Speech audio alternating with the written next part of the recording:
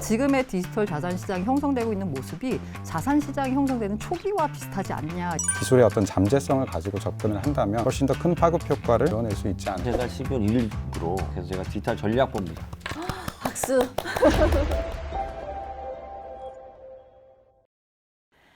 안녕하세요, 불개미 여러분. 여러분의 대변인 아나운서 박서연입니다. 오늘도 즐겁고 활기차게 드림플러스 블록 깨기 시작해 볼게요.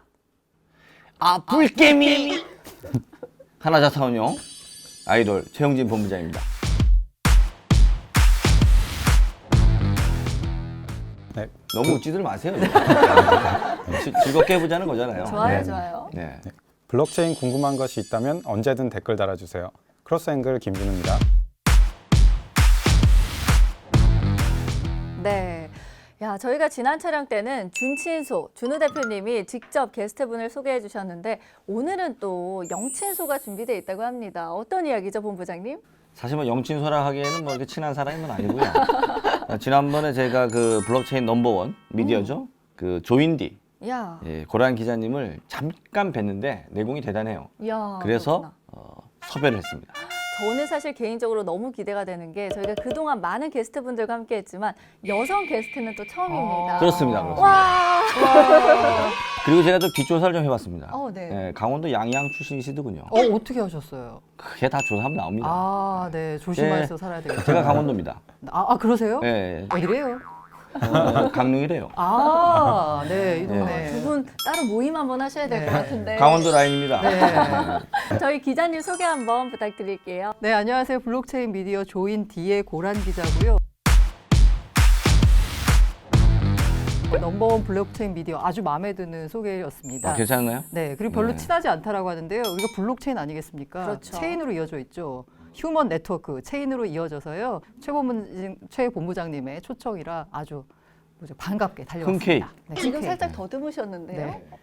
네, 여기서 살짝 그 네트워크가 끈이 얼마나 고리가 단단한지 약한지가 드러나고 있죠. 블록체인의 블록은 있지 않습니까? 네네. 한 번 이게 형성이 되잖아요. 이걸 누가 깰 수가 없어요. 지금 간당간당한 네, 저희가 정말 기자님과 함께해서 오늘 더욱더 기대가 되는데 일단은 조인디에 대한 소개부터 시작을 해보면 어떨까 싶어요. 네, 조인디가 넘버원 블록체인 미디어라고 해서 이 투자를 하시는 분들이나 아니면 암호화폐 쪽에 관심이 있으신 분들은 다 아실 텐데요. 설명을 드리자면 저희는 중앙일보가 최대 주주로 있는 일종의 중앙일보의 자회사 형태고요. 비중앙일보와 비트메인 계열사가 합작으로 만든 회사다라고 할 수 있고요. 동아시아 최대 블록체인 미디어가 되겠다. 와. 꿈을 품고 있고 지금 어디까지 왔는지는 알 수 없습니다. 아무튼 꿈은 그렇게 꿨습니다. 그리고 지금 현재 저희가 투자와 관련된 뉴스를 중심으로 해서 많은 그 기사들을 생산하고 있고요. 그 블록 깨기에는 못 미치지만 저희가 조인디 유튜브 채널을 운영하고 있습니다. 구독, 좋아요, 알림 설정 부탁드리겠습니다. 네, 지금 막 헷갈리고 있어요. 이게 블록 깨기를 우리가 홍보해야 되는데 또 기자님이 유튜브를 하신다고 하니까. 아닙니다. 제가 유튜브를 제가 좀 봤기 때문에 이게 촘촘하게 서로에게 주거니 받거니 해야 네, 돼요. 그렇습니다. 이것이 바로 네트워크 마케팅의 힘이다. 네, 아니 저희가 오늘은 정말 오디오가 쉬지 않고 막 계속 이야기가 진행되는데 일단은 그러면은 기자님 개인적으로는 블록체인에 이렇게 발을 들이시게 된 계기가 있을까요? 제 중앙일보에서 기자 생활을 시작했고요. 저 경제부에 오래 있었습니다. 그래서 그 흔히 기자들한테 하는 비판이 뭐냐면 야 그렇게 좋으면 네가 투자하지 왜 자꾸 기사만 쓰냐라는 그러네요. 비판이에요. 그럼 비트코인을 투자했다는 얘기네요. 그래서 실제로 저희가 그래서 코너를 만들었습니다. 기자별로 돌아가면서 진짜 내 돈 내투라고 해야 되나? 내 내 돈 돈으로 내투. 내가 투자하자라고 해서 기사를 썼어요. 실제로 이제 투자를 해보고 네네. 그래서 제가 이제 여러 가지 상품을 투자했는데 사실 투자할 수 있는 상품이 사실 뭐 다 이렇게 뻔하잖아요. 다음 제 차례가 됐는데 도대체 뭘 투자해야 되나라고 고민을 하고 있던 와중에 점심 식사 자리에 나갔는데 제가 식사를 할 때 항상 그 같이 밥 먹는 사람한테 묻는 질문이 있습니다. 네. 뭐 투자하세요? 라고 이렇게 물어봐요. 경제부 그러면 기자니까. 네, 다들 이제 네. 다 뭐 이렇게 다 뻔한 답들을 하세요. 뭐 주식한다, 펀드한다, 뭐 금한다, 뭐 채권한다. 근데 그때 그 자리에 대타로 나왔던 그 대리가 대리님 뭐 하세요라고 했더니 기자님 제가 질문을 기다렸습니다라면서 핸드폰을 딱 보여주는 거예요. 네. 이게 뭐예요? 그랬더니 저 비트코인 투자합니다라고. 그게 몇 년도입니까? 그게 2017 2017년 1월입니다. 제가 그래서 그 얘기를 듣고 깜짝 놀라서 아니 그걸 투자하는 사람이 있어요? 라고 했더니 기자님 이게 다르다라면서 그때부터 쭉 설명을 하는 거예요. 네. 그땐 저는 비트코인을 그냥 외신에서 잠깐 봤다 뿐이지 실제로 네. 투자한 사람을 처음 만나봤었거든요. 신기하다라고 했더니 그 이제 대리의 설명 뭐냐면 자기는 5만 원씩 그 이제 와이프 몰래 그냥 적립식 투자한다라는 거면서 비상금이 이게 비트코인이고. 네, 맞습니다. 그래서 이게 나중에는 아마 큰 돈으로 불어날 거다라면서 저한테 얘기를 해주더라고요. 그래서 그거 어떻게 투자하냐라고 했더니 마침 그분이 나왔던 일종의 이제 금융 계열사라고 해야 되나요? 거기 중에 지금 뭐 이름만 대면 알만한 거래소가 있었습니다. 그 거래소를 통해서 20만 원으로 투자를 해서 당시 비트코인이 약 120만 원에서 130만 원 사이였어요. 그래서 비트를 하나 사고 0.1개를 사고 0.1개. 한 7만 원이 남길래 이걸 뭐 하나 봤더니 거기 이더리움과 이더리움 클래식 있더라고요. 근데 이더리움 클래식은 당시 몇천 원이라서 2천 원인가밖에 안 돼서 이 너무 싼 거는 또 마음이 안 가잖아요. 그래서 남는 돈으로 그 이더리움을 샀는데 웬걸 나중에 이게 큰 돈으로 불어나는 거예요. 그때부터 도대체 이게 뭐지? 그걸 지금까지 갖고 계시나요? 물론 그때 산 코인이 그냥 있냐라고 보면 그건 알 수 없지만 현재 저는 투자하고 있습니다. 그러니까 저희가 이렇게 기자님 얘기 쭉 들어보고 있는데 또 금융 분야에서 이전에 활동한 경력이 있으시다고 해요. 그런 관점에서 봤을 때 좀 가상 자산과 기존 금융의 차이라고 하면 어떤 게 좀 가장 두드러질까요? 지금의 디지털 자산 시장이 형성되고 있는 모습이 자산 시장이 형성되는 초기와 비슷하지 않냐 이런 생각이 들어요. 지금 디지털 자산 시장을 보면 정말 아무것도 없잖아요. 그렇죠. 그야말로 네. 와일드 웨스트라는 그때 표현을 누가 썼는데 요즘 서부 개척 시대에 와 있는 거예요. 근데 이 자본시장이 발달해서 지금의 모습을 갖춘 것처럼 디지털 자산 시장은 또 언젠가는 자리를 잡아서 이 자본시장과 대등한 위치에서 쉽게 말해서 여러 가지 투자 자산의 하나로 디지털 자산이 당당히 자리를 잡지 않을까라고 생각을 합니다. 디지털 자산 이야기가 나와서 말인데 사실 우리 최영진 본부장님도 굉장히 좀 특별한 변화가 있으셨다고 들었어요. 제가 12월 1일부로 디지털 전략본부를 신설되었습니다. 우리 하나자산운용에. 그래서 제가 디지털 전략본부장. 박수. 여기 좀 어떻게 디지털스럽게 좀 해주세요. 올 초에 사실 디지털 자산 팀을 만들었는데 이제는 디지털 전략본부에서 디지털 자산 팀 그리고 테크 솔루션 그리고 디지털 직판 채널을 해서 자산운용이 이제는 B2B가 아니라 B2C까지 해보는. 여기서 놀라운데요? 디지털 직판 채널이요? 어떤 게 놀랐습니까? 이거는 약간 기사 느낌인데요? 자, 오늘은 블럭 얘기를 하러 오셨으니까 네, 알겠습니다. 취재는 다음 기회에 하시는 거예요. 알겠습니다. 별도 네. 일정 좀 잡아주세요. 저희가 지금 뭐 블록체인 서비스 과연 일반 여러분들에게는 대중들에게는 어떤 점이 좀 가장 쉽게 이해될 수 있을까 아니면 소개할 수 있을까라는 생각이 들더라고요. 준우 대표님이 혹시 관련해서 얘기해 주실 만한 내용이 있을까요? 사실 대중화에 있어서 가장 개선돼야 될 부분이라면 어떤 기술적인 거나 어떤 직접적인 서비스 개발의 영역 뭐 그런 것들도 있겠지만 사실 그 기술을 바라보는 시선이나 기대치에 대한 게 저는 사실 가장 크다고 보고 있습니다. 지금 수많은 창업자들이나 이제 서비스 개발자들 많은 분들이 노력을 하고 있고 미디어부터 굉장히 많은 노력들이 이루어지고 있는데 사실 이 부분에 대한 것들을 이야기를 듣고 앞으로 벌어질 일들에 대한 상상을 하면서 실질적으로 이루어지고 있는 현실과 비교해 보면 아직 따라잡지 못한 것들이 굉장히 많은 것이 현실입니다. 그러다 보니까 이제 개인들 차원에서도 어떤 기대를 크게 가지고 투자를 하면서 실망을 해서 이게 투기로 이루어지는 경우도 굉장히 많고 기업들 같은 경우에도 도입을 하고 단기적으로만 기대를 하고 뭐 미치지 못해서 이제 그만두거나 실패를 하는 경우들이 많은데 조금 더 길게 보고 긴 호흡을 가지고 기술의 어떤 잠재성을 가지고 접근을 한다면 훨씬 더 큰 파급 효과를 수년 내에 이뤄낼 수 있지 않을까라고 생각하고 있습니다. 기술의 잠재성을 봐라. 굉장히 좋은 말씀 해주신 것 같아요. 그러면은 저희가 또 기자님께 조금 블록체인 킬러 서비스라고 할 만한 세 가지를 소개해 준다면 뭐가 있을지 여쭤봐도 될까요?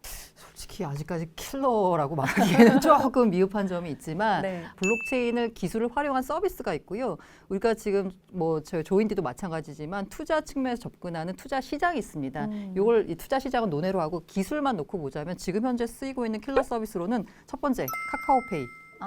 그 카카오페이 인증이요. 이거 뒷단에 다 블록체인 기술이 있습니다. 근데 아무도 모르잖아요. 가장 잘 블록체인 기술을 적용한 사례는 사용자가 이걸 블록체인을 쓰는지 뭐 하는지 알 수 없어야 됩니다. 그러니까 알지도 못하는데 그냥 이루어지는 거예요. 뒷단에서는 보안단에서. 두 번째가 아마 써보신 분들이 있을 텐데요. 뭐만 하면은 뭐 인증하라고 하면 패스 앱스라고 하잖아요. 맞아요. 통신사들이 만든 패스 앱. 여기도 뒷단에는 블록체인 기술이 들어가 있습니다. 어. 이 블록체인 기술이 들어간 카카오페이나 패스 앱을 보면 다 보안 관련된 기술이잖아요. 지금 현재 그 보안 관련된 기술 중에 아마 블록체인이 활용도가 가장 지금 확산세를 좀 빨리 하고 있다라고 볼 수 있을 것 같고요. 이 마지막으로 이건 아마 모르시는 분들이 많을 거예요. 근데 제가 처음 서비스가 나오고 와 이건 진짜 괜찮다라고 생각했던 게 바로 그 엔젤리그라는 비상장 주식을 거래할 수 있는 그 플랫폼 같은 게 있습니다. 거기에서 비상장 주식의 문제점이 뭐냐면 우리가 주식 거래는 굉장히 쉽게 할 수 있어요. 그렇죠. 근데 비상장 주식은 이 비상장 회사가 앞으로 미래 성장 가능성이 얼마나 되는지라는 투자 위험과 함께 거래 위험까지 져야 됩니다. 이게 혹시라도 이걸 뭔가 보증을 하고 발행을 했던 회사가 혹시 먹튀하는 거 아니야? 그렇죠. 아니면 이걸 중개했던 회사가 이걸 갖고 날르는 건 아니야? 나는 돈을 넣었는데 이게 약간 의문이거든요. 게다가 내가 증서를 받았는데 이게 잘 관리를 못 해가지고 잃어버리면 또 어떡하지? 뭐 이런 여러 가지 그런 걱정들이 있거든요. 그래서 투자를 안 하시는 분들도 있고요. 비상장 주식에 대해서는. 근데 네. 이 엔젤리그에서 NFT라고 해서요. 블록체인 기술을 활용해서 이걸 일종의 그러니까 non fungible token이라고 해서 그 일종의 이제 증서를 블록체인화해서 만든 거예요. 증서를. 치면은 그것도 토큰인가요? 네, 토큰입니다. 증서입니다. 그 하나밖에 없는 토큰인 거예요. 요걸 이제 NFT화 해가지고 내가 이 비상장 예를 들면 토스 주식에 100만 원치 투자했다라고 하면 그 100만 원치 투자한 거를 그 일종의 이제 주식 예탁 증서 같은 걸 NFT화 해가지고 저한테 줍니다.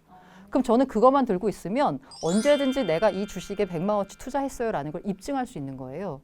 이른바 비상장 주식을 투자했을 때 져야 했던 투자 위험과 거래 위험 가운데 거래 위험 부분을 상쇄시켜 주면서 투자하는 사람은 이제 이 회사가 앞으로 잘 될 건지 말 건지만 판단하면 되는 거죠. 이게 아직까지는 그렇게 서비스가 대중화되진 않았는데 저는 상당히 의미 있는 시도였다라고 봅니다. 그렇죠. 사실은 우리가 주식시장에서 거래를 할 때 보면 이제 증권예탁원이라는 센트럴화돼 있는 중앙화돼 있는 이제 결제원이 있잖아요. 그러니까 어떻게 비상장 기업들이 말씀해주신 네. 이 발행의 어떤 주체라든가 혹은 결제가 되고 제대로 되고 있는지에 대한 이런 부분들을 사실은 블록체인 테크놀로지를 활용해서 부동산 등기부 등본처럼 네, 맞습니다. 네. 그런 형태의 어떤 인증서, 등기부 등본, 뭐 이런 권리증 이런 형태로 지금 확산되는 걸 네, 얘기하시는 맞습니다. 거잖아요. 그러니까 저희가 사실 이전에 뭐 카카오 기술이나 인증, 보안 관련된 이야기는 좀 나눠봤는데 마지막 엔젤링은 굉장히 색달랐던 것 같아요. 이게 시작된 지 오래됐나요? 아니요, 제가 기사로 본 게 이번 가을이었던 것 같아요. 그러니까 얼마 안 된 거고요. 앞서 말씀하신 그 부동산 등기부 등본 관련돼서도 그 국토부가 이제 뭐 디지털 뉴딜 해가지고 뭐 여러 가지 사업을 하고 있잖아요. 그 가운데 부동산 거래의 블록체인화라고 뭐 길게는 아니고 딱 한 줄이 들어가 있긴 합니다. 네. 이것도 약간 기대해 볼 만한 거죠. 저희가 참 많은 여러 가지 이야기를 나누고 있는 것 같아요. 그런데 또 글로벌 동향과 비교를 해봤을 때 우리나라 시장은 어느 정도 좀 진전이 이루어진 건지 이 정도 좀 궁금하긴 한 것 같아요. 이 투자 자산 시장 부분이 문제입니다. 아직 우리 정부의 기조가 블록체인 기술은 활성화돼 암호화폐는 질서 있는 퇴장 뭐 이런 표현을 쓰는데 그러니까 이 투자 시장에 대해서는 아직까지 투기적 성격이 강하다라고 보기 때문에 이 투기적 성격이 강한 시장을 뭐 제도화하려거나 아니면 이 시장에 뛰어든 사람들한테 대한 투자자 보호라든가 이런 측면이 굉장히 미흡하거든요.